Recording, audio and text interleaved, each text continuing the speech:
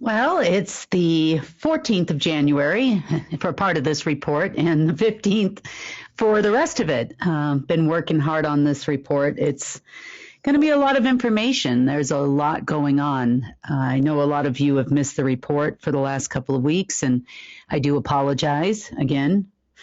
I did tell you that once we got started on this, we were not going to be able to stop because the more time we leave between reports is basically due to the fact that some of the information, when we put it out publicly, especially things we have not yet finished, the more it opens us up to backlash, not only from the deep state here, but from the machine itself.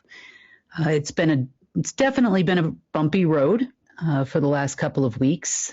Some of you have been wondering where I've been, and I have not moved. I am not on a beach in the Bahamas sipping pina coladas by any stretch of the imagination.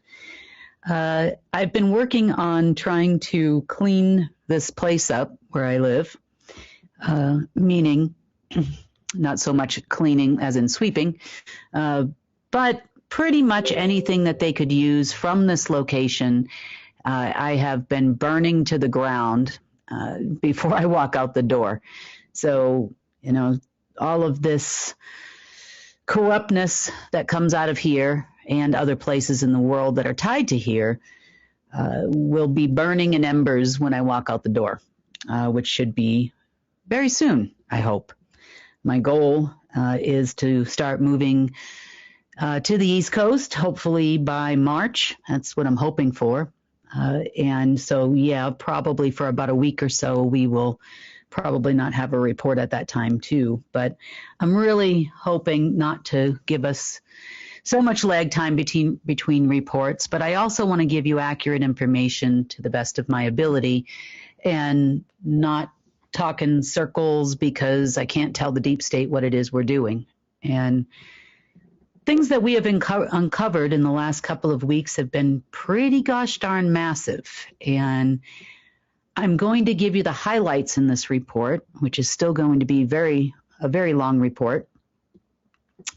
I've got pages and pages of notes here I've written down, and I'm going to try to explain it in such a way to you that it is both beneficial to you personally, gives you some things that you can do in the interim, and give you a basic understanding of how quantum physics meets alchemy, meets science, and definitely meets the machine. The Matrix was a lot more complicated than I thought it was ever going to be. I thought it was going to be a lot easier to overcome. And, the players in the game are different than I thought.